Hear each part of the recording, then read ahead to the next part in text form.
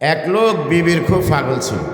এখন জামাই বউর মাথার কাছে যায় কান্দে, হায় রে তুমি মরে গেলে আমার কি উপায় হবে? আসে না অনেক জামাইরা এরকম করে না, কান্দতে আসে। তো বউ কয়, হ্যাঁ তোমাদের এগুলি হলো ব্যংসা, কান্দতে আসো, আমি কালকে মরে গেলে পরশু দিনে তো তুমি বিবাহ করে আরেক বউ এই না গো বউ, আমি বিবাহ করতাম না, আমি বিবাহ করতাম না, তুমি মরে গেলে আমি আর কি করতাম? আমার রোগীরই বিশ্বাস হয় না, পুরুষরা এরকম কথা কয়। হ্যাঁ, কথা বুঝছেন না বোঝেন নাই? এখন বউ বিশ্বাস করে না, জামাই করছে গিয়ে বেয়াদবি মাফ করবেন, যাইয়া নিজের ফসাফা রাস্তাটা কাইটাই না বউরের চাইনা দিছে। এইবার বিশ্বাস হয়নি তোমার, আমি যে বিয়া করব না, এ কথা বুঝছেন না বোঝেন নাই? লজ্জাস্থান কাইটাই না কার সামনে এনে দিছে, এইটা বুঝাই তো বউর একই হইতো যে আর কি করবো না আমি, তুমি মরে গেলে আর আমি বিয়া করবো না। আল্লাহর কুদরত, যেদিন থেকে এই কাজ করছে আর পরের দিন থেকে বউ বলা শুরু করছে। বউ কি হয়ে যেতে আছে? কোটি কোটি টাকার মালিক। এখন বউ যখন ভালো হয়ে গেছে, বউয়ের যৌবন আরো ঠেলা দিছে।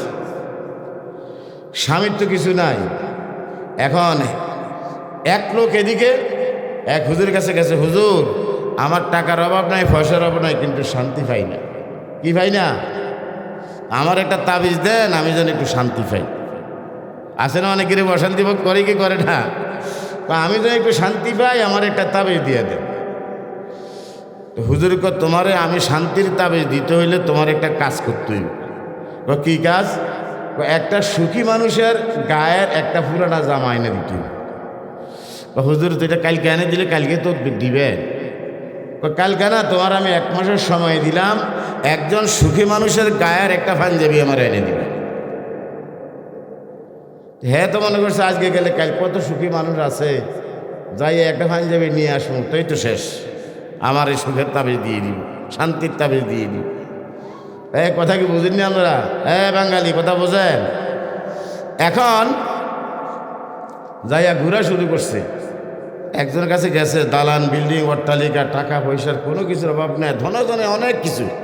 তো বাবা আপনার গায়ের একটা পাঞ্জাবি আমার দেন না। কি রে?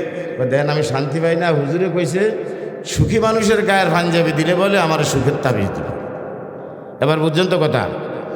তুমি বুঝে আমার সুখী মনে করো, আমার মতো দুঃখী এই জগতে কেউ নাই। কারণ তলার মধ্যে হাত দিলে বোঝা যায় কে কদ্দুরা সুখী আছে। আরে কথা ঠিক না বেটি? এইভাবে ঘুরতে ঘুরতে যারে দেহে সুখী, টাকায় পয়সায় অভাব নাই, আরামে আয়েসে সফর খাটে মিলে আছে, যাই দেহে শান্তি। ঘুরতে ঘুরতে হুজুর না 1 মাসের সময় দিয়েছে, তাই চাইছিল 1 দিনের সময়, হুজুরের সময় দিয়েছে কয়দিনের? মাস শেষ তারিখ গনেছে গেছে, যাইয়া দেহে এক বাড়ি, রাজবাড়ির মতো, এক লোক, ফল ফলাদি শরবত, কোনো কিছুর অভাব নাই, খাদেম খদ্দামের কোনো অভাব নাই, কেউ মাথা টিপে, কেউ পা টিপে, কেউ তেল দেয়, শান্তির কোনো অভাব নেই। এই লোকে মনে মনে করে আজকে 1 মাস তো প্রায় হয়ে গেল, আর একটা দিন বাকি আছে, শেষ দিন। আজকে এতদিনে আমার মনের মানুষটা পাইলাম, একটা শান্তির মানুষ পাইলাম। তো গেছে যাই, বাবা আপনার একটা পুরানা পাঞ্জাবি আমার দেন। ও কি রে? আমার হুজুরে কইছে সুখী মানুষের গায়ের পাঞ্জাবি আইনা দিলে বলে আমারে কি দিব? শান্তি দিব, শান্তির তাবিজ দিব। বাবারা, ভাইরা, বন্ধুরা, দোস্তরা, যার অন্তরে আল্লাহ পাকের মহাব্বত আছে, তার কাছে আল্লাহ পাকের জিকির করতে বড় বেশি মজা লাগে। কথা ঠিক? যার অন্তরে আল্লাহ পাকের মহাব্বত আছে, আল্লাহর জিকির তার কাছে মজা লাগে।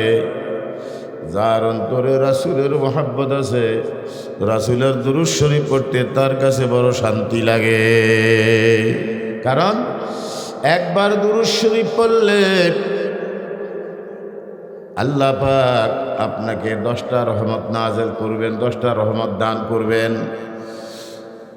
10টা গুনাহ আল্লাহ পাক মাফ করে দিবেন, 10টা পদমর্যাদা আল্লাহ পাক কাল কিয়ামতের ময়দানে বাড়াইয়া দিবেন।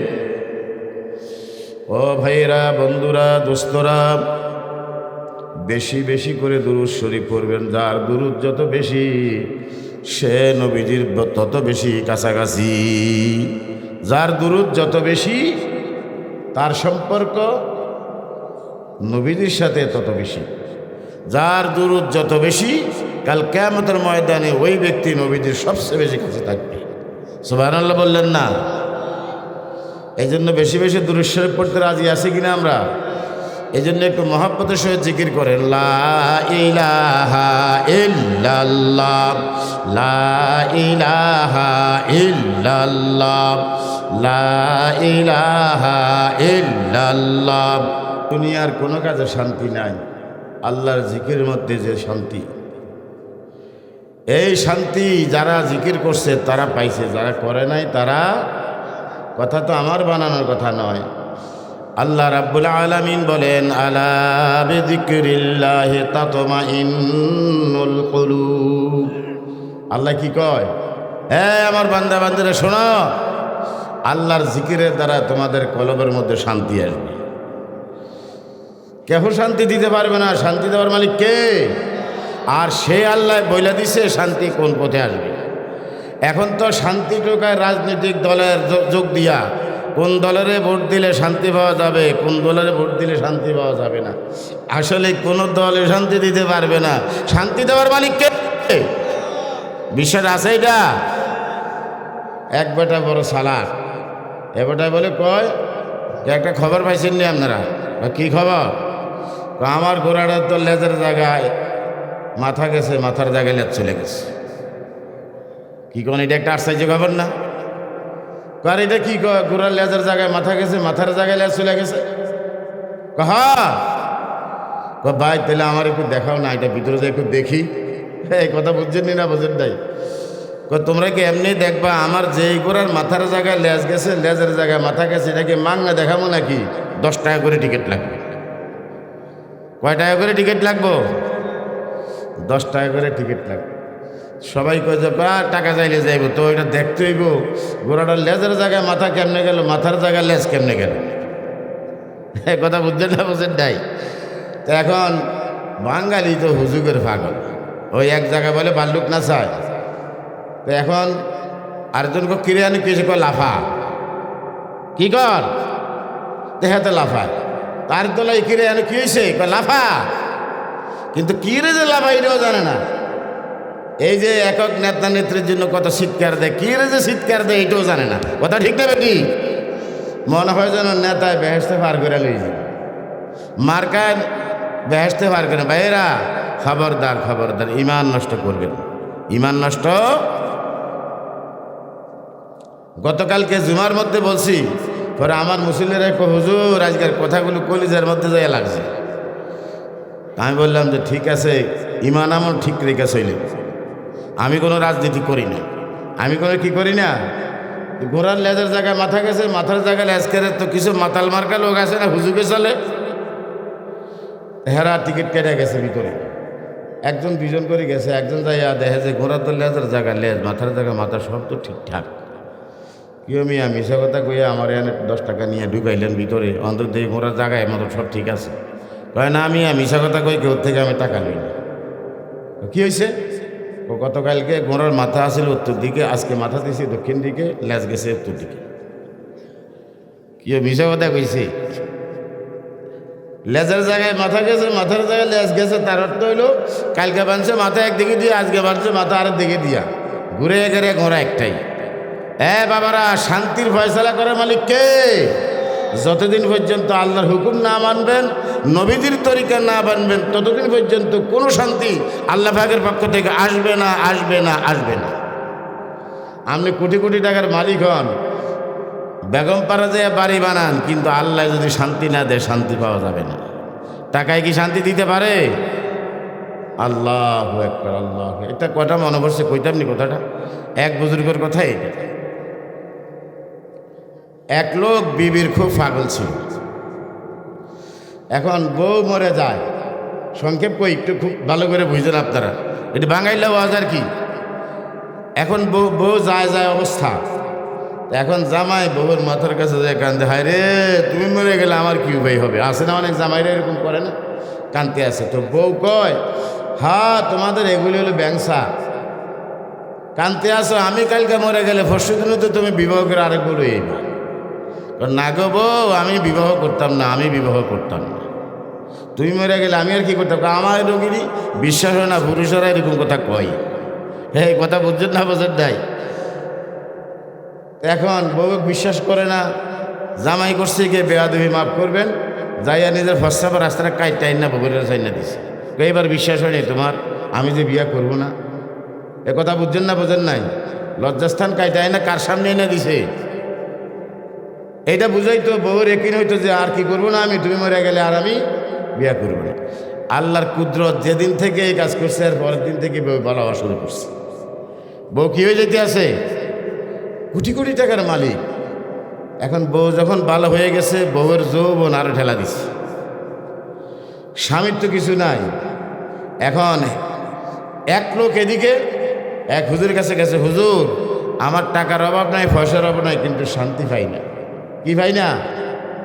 আমার একটা তাবিজ দেন, আমি যেন একটু শান্তি পাই। আছে না অনেকেরই অশান্তি ভোগ করে, কি করে না? আমি যেন একটু শান্তি পাই, আমার একটা তাবিজ দিয়ে দেন। হুজুর কো তোমারে আমি শান্তির তাবিজ দিতে হইলে তোমার একটা কাজ করতে হইবে। কি কাজ?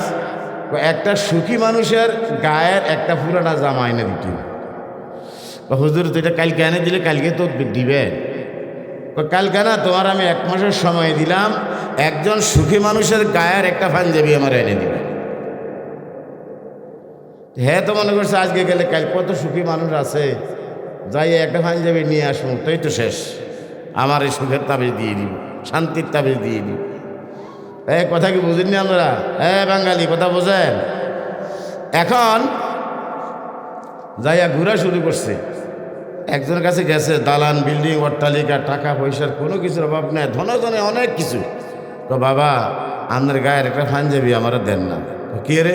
দেন, আমি শান্তি পাই না। হুজুরে কইছে সুখী মানুষের গায়ের পাঞ্জাবি দিলে বলে আমার সুখের তাবিজ দিবে। এবার বুঝছেন তো কথা? তুমি বুঝে আমার সুখী মনে করো, আমার মতো দুঃখী এই জগতে কেউ নাই। কারণ তলার মধ্যে হাত দিলে বোঝা যায় কে কদ্দুরা সুখে আছে। আরে কথা ঠিক না বেটি? এইভাবে ঘুরতে ঘুরতে যারে দেহে সুখী, টাকায় পয়সায় অভাব নাই, আরামে আয়েসে সফর খাটে মিলে আছে, যাই দেহের শান্তি। ঘুরতে ঘুরতে হুজুরে না 1 মাসের সময় দিতে চাইছিল, একদিনের সময়। হুজুরের সময় দিয়েছে কয়দিনের?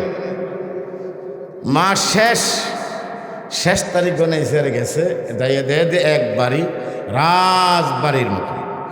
এক লোক, ফল ফলাদি শরবত, কোনো কিছুর অভাব নাই, খাদেম খদ্দামের কোনো অভাব নাই, কেউ মাথা টিপে, কেউ পা টিপে, কেউ তেল দেয়, শান্তির কোনো অভাব নেই। এই লোকে মনে মনে করে আজকে 1 মাস তো প্রায় হয়ে গেল, আর একটা দিন বাকি আছে, শেষ দিন। আজকে এতদিনে আমার মনের মানুষটা পাইলাম, একটা শান্তির মানুষ পাইলাম। তো গেছে যাই, বাবা আপনার একটা পুরানা পাঞ্জাবি আমার দেন। ও কে রে?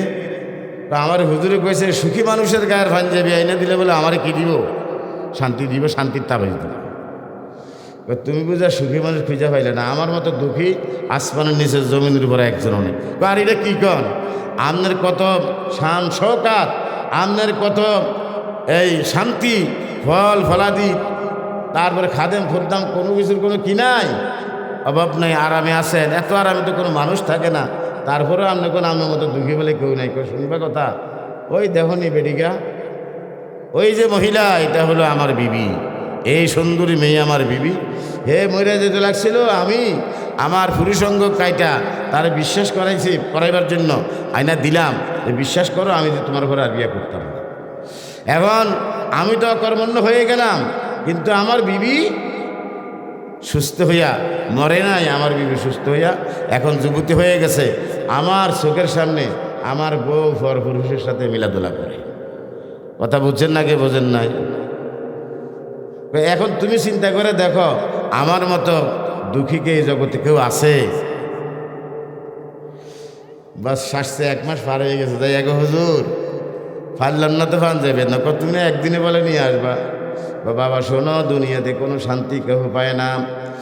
দুনিয়াতে শান্তি পাইতে হলে একমাত্র আল্লাহর হুকুম অনুযায়ী চলবে, আল্লাহর হুকুম অনুযায়ী চলতে হবে, নবীর তরিকা অনুযায়ী চলতে হবে। ও বাবার, আল্লাহর কসম করে বলি, আল্লাহ পাকের কসম করে বলি, আল্লাহর হুকুমের বাহিরে, নবীর তরিকার বাহিরে কোনো শান্তি নাই।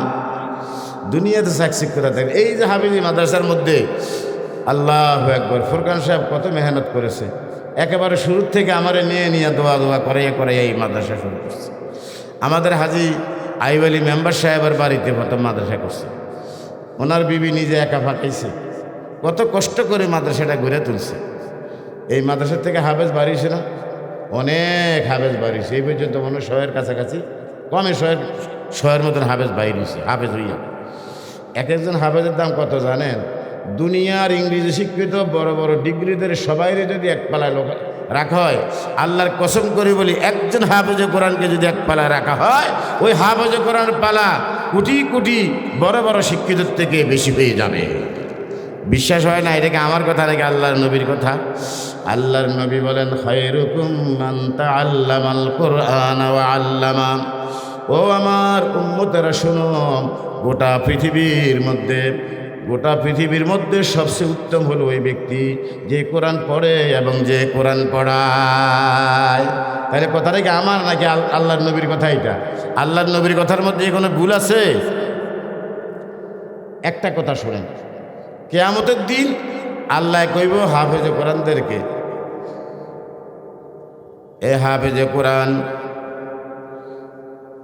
ওয়ারাত্তিল কামা কুনতা তুরাত্তিলু ফিদ দুনিয়া ওয়াল আখিরাহ। ও হাফেজে কোরআন, তুমি দুনিয়ার মধ্যে যেরকম ভাবে তরতিলের সহিত কোরআন পড়তা, আজকে তুমি কোরআন পড়বা, তোমার পুরস্কার কি দেওয়া হবে? কোরআন তেলাওয়াত করলে কি পুরস্কার দেওয়া হবে? আল্লাহর নবী বলেন, ফা ইন্না মানজিলাকা ইনদা আয়াতিন তাকরাউহা। তুমি তেলাওয়াত করতে একটা আয়াত তেলাওয়াত করবে, একটা তলা হয়ে যাবে। আর একটা আয়াত তেলাওয়াত করবে, আরও একটা উঁচা তলা হয়ে যাবে, বিল্ডিং। এইভাবে তুমি যখন 666 আয়াত পড়বা, আল্লাহ পাক তোমাকে 6666 আয়াত তলা বিশিষ্ট একটি বিল্ডিং দান করবে। এটা তো কোরআনের আয়াত তেলাওয়াত করলে এ সওয়াব পাওয়া যাবে। ইংরেজি বই পড়লে, বিজ্ঞান পড়লে, ইকোনমিক্স পড়লে, দর্শনের কিতাব পড়লে, এই সমস্ত বই পুস্তক পড়লে এরকম পদমর্যাদা পাওয়া যাবে। এটাকে কোরআন হাদিসের কোথাও আছে? তাহলে বোঝা গেল নি এক একজন হাফেজের দাম গোটা দুনিয়ার কোটি কোটি শিক্ষিত মানুষ থেকেও একজন হাফেজে কোরআনের দাম আল্লাহ পাকের কাছে বেশি। বাবারা, আপনারা হয়তো বলবেন, হুজুর আপনি কইলেন আলেমে কোরআন হাফেজে কোরআনের বলে এত দাম। কই, আমরা তো দেখি আমাদের সমাজের মধ্যে হাফেজে কোরআনের কোনো দাম নাই। মাত্র 10,000 টাকা, 12,000 টাকা বেতন। আর আমার ফুতে LLB পাস করছে, 1.5 লক্ষ টাকা বেতন। বাবারা, ভালো করে বুঝেন, এই দুনিয়ার কোনো দাম আল্লাহর কাছে নাই। এই দুনিয়ার কোনো দাম আল্লাহর কাছে না। আল্লাহর নবী বলেন, গোটা দুনিয়াটা যদি একটা মশার পরের সমান আল্লাহর কাছে মূল্যবান হতো, গোটা দুনিয়ার দাম যদি আল্লাহর কাছে একটা মশার পরের পরিমাণ হইত, তাহলে কোনো কাফের বেঈমানকে আল্লাহ পাক এক ঢোক পানিও পান করার সুযোগ দিতেন না। তাহলে বোঝা গেছে এই দুনিয়ার লক্ষ লক্ষ টাকা। এখন তো এখন টাকা অনেকের বিপদ হয়ে দাঁড়াইছে। দেখেন না, কিছুদিন পর আবার টাকার বোঝা নিয়ে নদীর মধ্যে নিয়ে ফেলায় ভয়ে। বাবারা, ভালো করে বোঝার, শান্তির একমাত্র পথ হলো আল্লাহর হুকুম মেনে চলা, নবীর তরিকা অনুযায়ী চলা। আর এই শিক্ষাটা দেওয়া হয় এই মাদ্রাসাগুলোর মধ্যে। আচ্ছা বাবারা, একটা কথা বললে কি রাগ হয়ে উঠে যাবেন? ছোট্ট করে একটা কথা বলি। আল্লাহর নবী বলেছেন, যারা কোরআন পড়বে এবং কোরআনের হাফেজ হবে, কোরআনের আলেম হবে, তার মা বাবার মাথার মধ্যে ওই কিয়ামতের দিন নূরে টুই পড়াইয়া দিবে, যেই দিন একটা দিন হবে 50,000 বৎসরের সমান। কত হাজার বছরের সমান? 50,000 বৎসরের মধ্যে কোনো আকাশের মধ্যে কোনো ছায়া থাকবে না। মানুষের মাথার মগজগুলো গট গট করে উঠলে চতুর্দিকে পড়তে থাকবে। সূর্যের তাপে জমিনটা উত্তপ্ত হতে তোমার মতো লাল হয়ে যাবে। মানুষের জিহ্বা বের হয়ে যাবে, জিহ্বাটা বের হতে নাভি পর্যন্ত আসা পড়বে। কথাগুলি এটা আমার নয়, আল্লাহর নবীর কথা। মোট দুইটা দুদিকে চলে যাবে, আর পানি পানি পানি পানি বলে চিৎকার দিতে থাকবে। মানুষগুলো শুধু পানির জন্য হাসরের ময়দানে চিৎকার দিতে থাকবে। ওই দিন হাফেজে কোরআনের মা, হাফেজের কোরআনের বাবাকে স্পেশাল একটা ব্যবস্থা করে দেওয়া হবে। তাদের জন্য একটা স্পেশাল জায়গা করে তাদেরকে এখানে দাঁড় করাইবে। হাফেজে কোরআনকে আল্লাহ পাক ডেকে বলবেন, হাফেজে কোরআন, তোমার মা বাবা তোমাকে হাফেজে কোরআন বানাইছে, আসো তোমার মায়ের জন্য একটা টুপি নিয়ে যাও, তোমার বাবার জন্য একটা টুপি নিয়ে যাও। এই টুপিগুলি নিয়ে তোমার মা বাবার মাথার মধ্যে পরাইয়ে দিবা। এই টুপির আলো কীরকম জানো কিনা? তোমার মা বাবার মাথার মধ্যে যে নূরের টুপিগুলি পরাইয়ে দিবা, এই নূরের টুপির আলোতে গোটা হাসরের ময়দান আলোকিত হয়ে যাবে।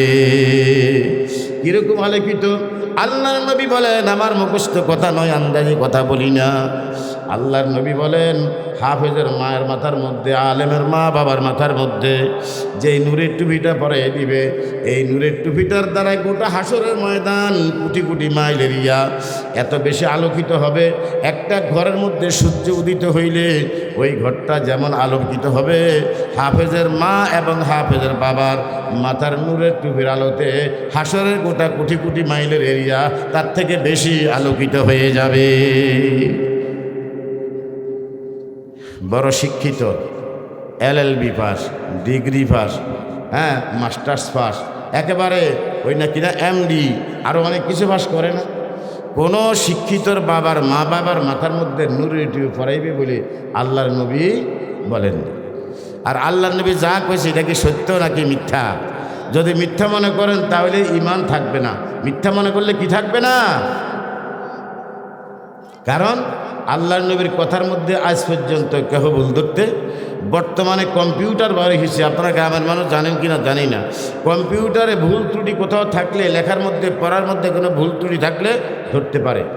কিন্তু আজকে এত বছর হয়ে গেল, 1400 বছর উপর হয়ে গেল, এই কোরআনে কারিমের আগাগোড়া তারা রিসার্চ করছে, কোরআনের মধ্যে একটা ভুল কোথাও পাওয়া যায় নাই। এই জন্য তারা বলছে এটা কোনো মানুষের লেখা কিতাব নয়, এটা কোনো মানুষের বানানো কিতাব নয়, এটা আল্লাহ পাকের পক্ষ থেকে ওনার মুহাম্মদ সাল্লাল্লাহু আলাইহি সাল্লামকে প্রদত্ত কিতাব। এটা মুহাম্মদ সাল্লাল্লাহু আলাইহি সাল্লাম নিজের বানানো কিতাব। কারণ মুহাম্মদ সাল্লাল্লাহু আলাইহি সাল্লাম তো আলিফ বা তাও কেউর কাছে পড়ে নাই, কোনো মক্তবে পড়ে নাই, মাদ্রাসায় পড়ে নাই, স্কুলে পড়ে নাই, কলেজে পড়ে নাই, ভার্সিটিতে পড়ে নাই। তাহলে মুহাম্মদ সাল্লাল্লাহু আলাইহি সাল্লাম কীভাবে এরকম একটা কোরআন বানাই আনলো যে গোটা দুনিয়ার মানুষ এই কোরআনের মধ্যে একটা ভুল কোথাও খুঁজে পাইল না, খুঁজেও কি করলো না? তাহলে বোঝা গেছে কোরআন এমন একটা সত্য কিতাব যেটা, আরে সব কিতাবের তো শুরু দিয়া যেই কোনো রাইটার, যেই কোনো লেখক বলে আমার এই কিতাবের মধ্যে ভুল ত্রুটি থাকাটা স্বাভাবিক, আমার এই কিতাবের মধ্যে ভুল ত্রুটি থাকা কি, যদি ভুল পান আমাকে ক্ষমা করে দিবেন, সংশোধন করে দিয়ে। কিন্তু আল্লাহ পাক কোরআনের শুরু দিয়ে বলে দিছে, কি বলছে আল্লাহ?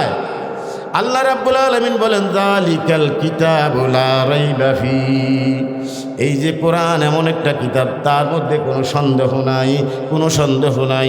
যদি কেহ কোরআনের উপরে সন্দেহ করো, দেখি তো কোরআনের মতো একটা কোরআন বানাও তো দেখি। যদি কোরআনের মধ্যে তোমাদের সন্দেহ থাকে, কোরআনের 114টা সূরা তোমরা মাত্র 10টা সূরা বানাও দেখি, তারপরেও পারল না। তারপরে আল্লাহ পাক বললেন, তোমরা যদি কোরআন সম্পর্কে সন্দেহ করো যে মুহাম্মদ সাল্লাল্লাহু আলাইহি ওয়াসাল্লাম কোরআন বানিয়ে নিয়েছে, তাহলে এই কোরআনের মধ্যে হাজার হাজার সূরা, হাজার হাজার 114টা সূরা আছে, এই 114টা সূরা থেকে মাত্র একটা সূরা তোমরা বানিয়ে আনো তো দেখি। সব দার্শনিক, বৈজ্ঞানিক, কবি, সাহিত্যিক যারা আছে সবাই উঠে পড়ে লাগছে, কয়টা কি কয়, উনি 114টা সূরা বানাইছে, আমরা কি একটা সূরা বানাইতাম পারতাম না? এলাকার লোকেরা সব গরম কয় না, এবার আমাদের কবিরা ছাতা দিছে, কোরআনকে ফেল করে দিবে। তারপরে বড় বড় সাহিত্যিক আর কবিরা 2 মাস পর্যন্ত চেষ্টা চালাইছে, 2 মাস থেকে মতান্তরে আরও বেশি সময় নিয়ে ওই কোরআনের মোকাবেলায় একটা সূরা লিখতে চাইছিল, কোরআনের মতো একটা সূরা লিখতে চাইছিল, লিখতে পারে নাই। তারপরে সূরা কাউসার, ইন্না আতাইনা কাল কাউসার ফাসাল্লি লিরাব্বিকা ওয়ানহার ইন্না শানিআ কাহুয়াল আবতার লাইসা হাদা মিন কালামিল বাশার। এই সূরা কাউসারটা লেখা নিচে দিয়ে লেখছে, এটা কোনো মানুষের বানানো কিতাব নয়। হার মানছে নাকি মানে নাই, স্বীকার করছে নাকি করে নাই? এ বাবারা ভালো করে বোঝেন, আল্লাহর নবী বলেছেন গোটা দুনিয়ার মধ্যে সবচেয়ে উত্তম ব্যক্তি হলো কে? হাফেজে কোরআন এবং আলেমে কোরআন। তবে হাফেজে কোরআনের মতো হতে হবে, আলেমে কোরআনের মতো। যদি কেউ মনে করে এই কোরআন বিক্রি করে করে খাবো, তাহলে এই জাতীয় আলেমের কথা আল্লাহ কয়নি। কারণ আল্লাহ কিন্তু সাথে আবার একটা কথা লাগাইছে। আল্লাহর নবী বলেছেন, মান কারা আল কোরআনা ওয়া আমিলা বিমা ফিহে, যেই ব্যক্তি কোরআন পড়বে এবং কোরআন অনুযায়ী আমল করবে, তাহলে কিও করা লাগবে? শুধু আলেম হইলে সারবে না, আমলও করা লাগবে। কিও করা লাগবে? এই জন্য বলি বাবারা, যেই কথা বলতেছিলাম, হাফেজে কোরআন এবং আলেমে কোরআনের মা বাবার মাথার মধ্যে আল্লাহ পাক কাল কিয়ামতের ময়দানে নূরের টুপি পরাইয়া দেওয়া হবে, পরাইয়া দিবেন। হাফেজে কোরআন আল্লাহ পাকের কাছ থেকে 2টা নূরের টুপি বরাদ্দ পাইবেন। একটা টুপি আইনা মায়ের মাথার মধ্যে পরাইয়া দিবেন, আর একটা টুপি আইনা বাবার মাথার মধ্যে পরাইয়া দিবেন। হাসরের ময়দানে সবগুলো মানুষের চক্ষু বড় হয়ে যাবে।